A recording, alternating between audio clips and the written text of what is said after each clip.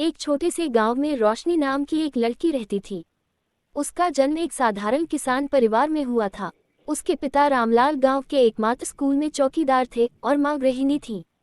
परिवार की आर्थिक स्थिति अच्छी नहीं थी, लेकिन रोशनी की आंखों में सपने हमेशा चमकते रहते थे। रोशनी का सपना था कि वह एक दिन अपने गांव के बच्चों के लिए कुछ करे। वह देखती थी कि गांव में शिक्षा की कमी के कारण लड़कियां आगे नहीं बढ़ पाती थीं। लेकिन उसकी राह आसान नहीं थी। गांव में लोग यह मानते थे कि लड़कियों का काम घर संभालना और शादी करके एक अच्छे परिवार में जाना है। पढ़ाई लिखाई सिर्फ लड़कों के लिए थी। रोशनी को बचपन से ही पढ़ने का बहुत शौक था। वह गांव के स्कूल में सबसे तेज छात्रा थी, लेकिन जब वह 5वीं कक्षा में पहुंची तो उसकी पढ़ाई रुकने का खतरा पैदा हो गया। गांव में 5वीं के बाद पढ़ाई की सुविधा नहीं थी। रोशनी ने हिम्मत नहीं हारी। वह हर दिन 4 किलोमीटर पैदल चलकर पास के गांव के स्कूल जाती थी। उसकी इस मेहनत को देखकर उसके पिता ने भी उसका साथ दिया। वे खुद रात को खेतों में काम करते और दिन में उसे पढ़ाई के लिए समय देते। परिवार की आर्थिक स्थिति कमजोर थी, लेकिन रोशनी ने पढ़ाई के साथ साथ छोटे बच्चों को ट्यूशन पढ़ाना शुरू कर दिया, जिससे उसकी किताबों का खर्च निकल सके। रोशनी ने 10वीं की परीक्षा में जिले में टॉप किया। उसकी इस सफलता की चर्चा पूरे गांव में हुई। अखबारों में उसका नाम छपा। लेकिन असली चुनौती अब शुरू हुई थी। आगे की पढ़ाई के लिए शहर जाना जरूरी था, लेकिन पैसे नहीं थे। सरकार की एक छात्रवृत्ति योजना से उसे आगे की पढ़ाई के लिए मदद मिली।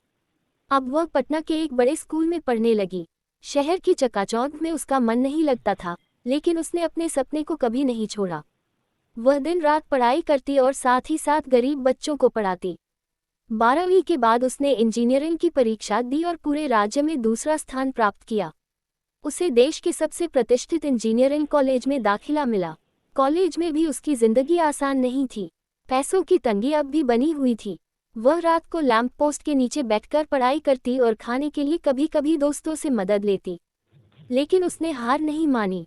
उसने एक प्रोजेक्ट पर काम किया, जिससे गांवों में कम लागत में सौर ऊर्जा से बिजली पहुंचाई जा सके। ये प्रोजेक्ट इतना सफल हुआ कि उसे देश भर में सराहा गया।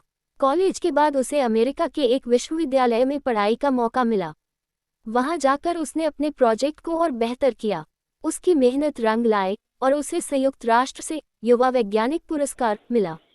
लेकिन रोशनी ने सिर्फ अपनी सफलता का जश्न नहीं मनाया।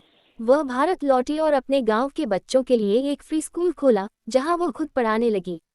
आज रोशनी सिर्फ एक गांव की नहीं, बल्कि पूरे देश की बेटी बन चुकी थी। उसकी कहानी लाखों लड़कियों के लिए प्रेरणा बन गई।